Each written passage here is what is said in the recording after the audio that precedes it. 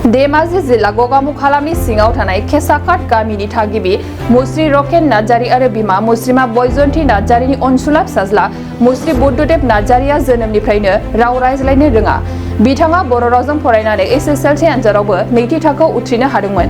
आरो देग्लायनि 2022 मायथाइयाव एचएस आनजादाव जिरायनानै 47% लोगोसे नैथि मासि लानानै उथ्रिसार जानो हादों। बेजों लोगोसे ओनसोलनि मुं लाखिनानै बर' लाइमोनफोरनो सोलोंथाइनि बिथिङाव बिहोमा होनो हादों।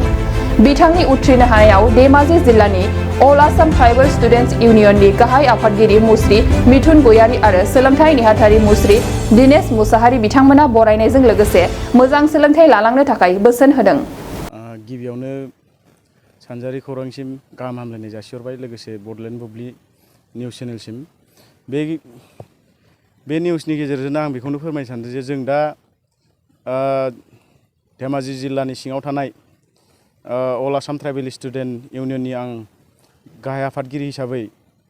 जों दा धेमाजि जिल्ला ट्राइबेल स्टुडेन्ट इउनियन आरो लोगोसे जयरामपुर आन्सलिकनि बिबानगिरिजों जोङो मोनसे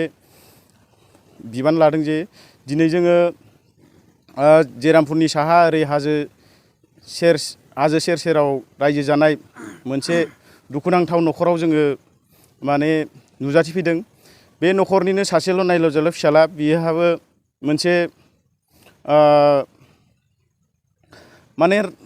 रायलायनो रोङि गथ'आथ' थिगानो, गासिबो मेन्टेलिटि गासिबो, नाथाय खुगानि रावाल' एसे उन्दैनिफ्रायनो गोमाना थानायलाय बियो फंबाया दिनै मोनसे जोंनि ओनसोलाव मोनसे गोग्गानाय लाबोदों दे फंबाया उन्दैनिफ्रायनो फरायै दिनै मेट्रिक आनजादावबो सेकेन्ड डिभिजन आरो दा 2022 मायथाइनि जि एचएसनि जि फाइनाल रिजाल्ट बेयावबो फंबाय बुद्धदेब नार्जारीया नैथि मासियाव लाखिनो हादों आरो लोगोसे 47% पार्सेन्ट लाखिनानै पास जादों फंबाया। आरो दुखुथिया बिमा बिफाया बेखौनो खावलायदो फिसाला सासेल'बाबो जि हागौ जेसेबां हागौ फिसालाखौ नाजानायनि गेजेरजों मोनसे मोजां फिथाइ मोनगोन होननानै न'खरनि बिमा बिफाया आसा खालामो। आं बेखौनो बुंनानै दोनथ'नाय जाबाय। गोजोन्थों। गिबियावनो सानजारि खौरां आरो बडलेण्ड बुब्लिनिसिम साबायखर जे जोंनि बे धेमाजि जिल्लानि सिङाव थानाय जयरामपुर आन्सलिकनि आरो बे जयरामपुर आन्सलिकनिनो पन्सायतनिनो सिङाव थानाय मोनसे सानजाहा जोंनि हाजो सेराव थानाय मोनसे बर' गामिनि बिथां दुखुथिया बा बहुद जाल्लानि गेजेरजों फरायलांनानै बिथां मा होनो बुद्धदेब नार्जारी बिथांखौ मोनसे बिथाङा गावनि राव रोङाब्लाबो बिथाङा रावखौ गुबुननो गावनि रावजों फोरमायनो हायाब्लाबो बिथाङा लिरनाय हुदाजों बिथाङा गावनिनो एचएस आनजादाव बिथाङा सेकेन्ड डिभिजनाव उथ्रिलांनो हादों। जों बे अल आसाम ट्राइबेल स्टुडेन्ट इउनियननि जानानै बिथांखौ जों बरायफैदों जे बिथाङाखौ आरो हामलायथिबावदों जे जोङो बिथांनि न'खरखौ जे मोजाङै मोजां बिथांखौ आरो दावगालांहोनो हादों आरो बिथाङा मोनसे जोंनि मा होनो मोनसे उत्साह होनायनि मोनसे बुंनांगोन जोङो, उत्साह होनाय होननानै बुंनांगोन जों बिथांखौ। मानो होनब्ला बिथाङा राव रोङाब्लाबो फरायनानै एसेबांखिनि दावगादों, बिथाङा आरो दावगाबावथों। जे जोंनि गोबां राव गोरों बा जोंनि अंग हानि गैयियानो गोबाङानो फरायालासिनो थायो। माखासे एचएस पास जानानै सोरबा मेट्रिक पास जानानै अबेबा बेरायहैयो, मा होनो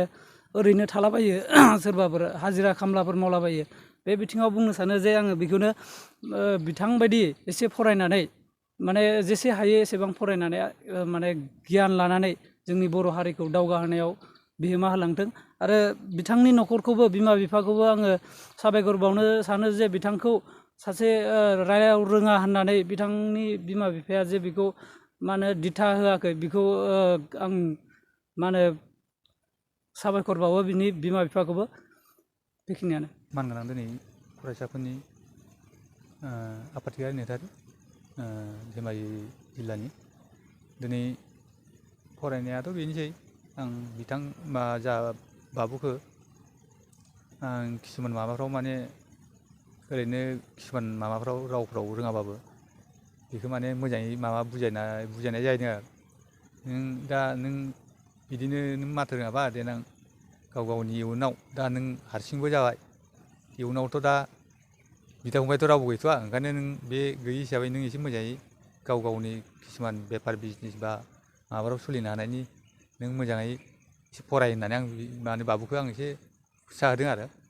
मानो होनबा किसुमान आजिखालिथ' बहुद धरननि मानसि थायो ओंखायनो आं बेखौ माने मोजाङै फरायथों होननानै उत्साह होनाय जादों आरो बिथाङा जे बाबुआ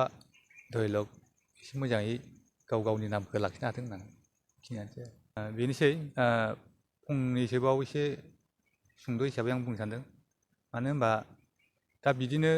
किसुमान गथ'फ्रा जोंना राव गोनां बा किसुमान बुजिनाय गथ'साफ्राबो दा बिदिनो किसुमान ओरैनो मेट्रिक फरायो आरो बे मेट्रिकनिफ्रायनो माने मेट्रिकखौनो किसुमान माने गावनि माबाखौनो उथ्रिनो माने किसुमान नाजाया आरो ओंखायनो आं किसुमान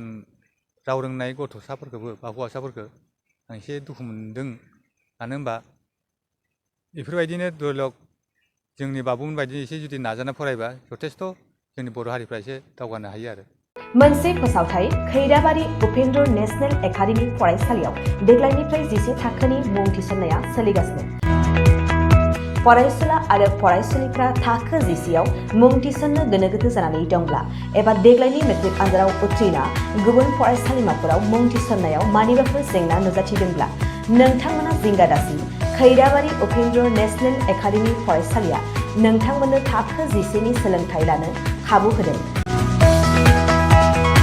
आरो बे फरायसालियाव दा मुं थिसननाया सोलिगासिनो दं बे फरायसालिया उदालगुरि जिल्लायाव दं